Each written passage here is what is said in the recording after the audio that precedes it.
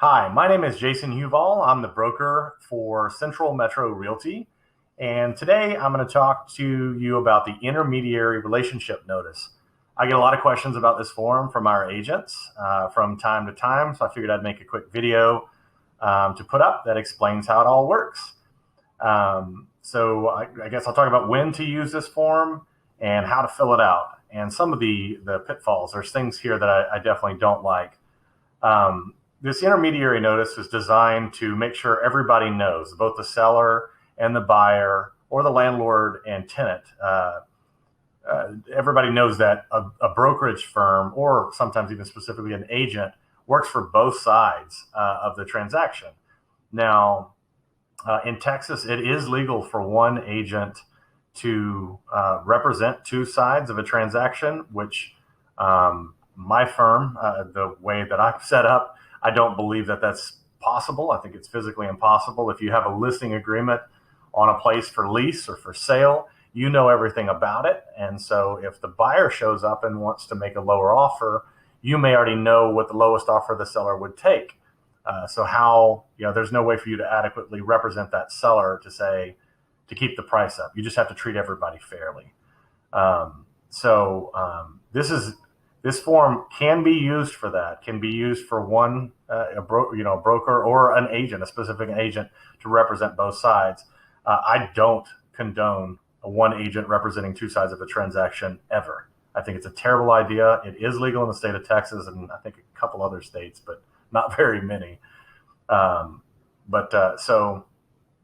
being said, at my firm that we do, if that happens, if somebody walks in at let's say an open house and wants to buy the property, you're representing the seller in the transaction. We would just tell them, you can work without an agent. That's fine. Sometimes they may even negotiate a lesser commission, which I don't like doing, but it's really not about the money. It's about representation. So I want to let them know they should have a buyer's agent.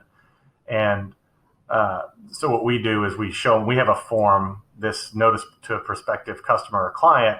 This form clearly states our client is the seller.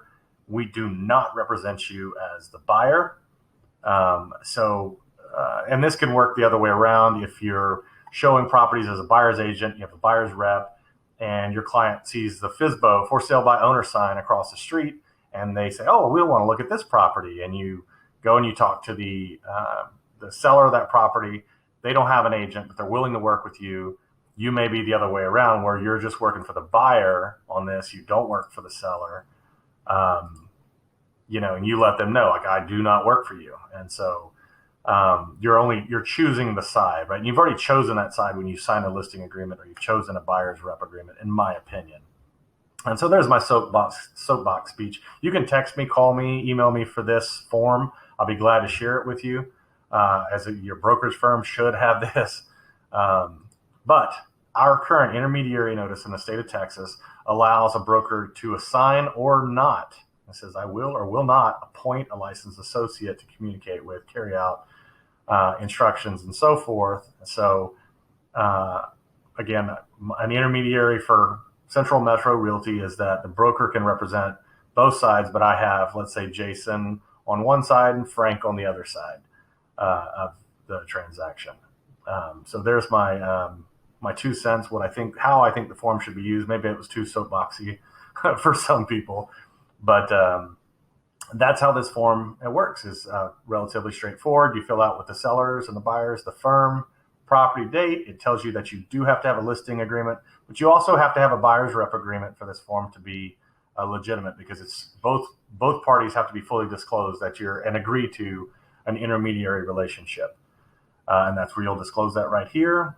And the last little section talks about additional info. You may put, if there's some business relationship or family relationship here, maybe the buyer you're part of the LLC as an agent or something.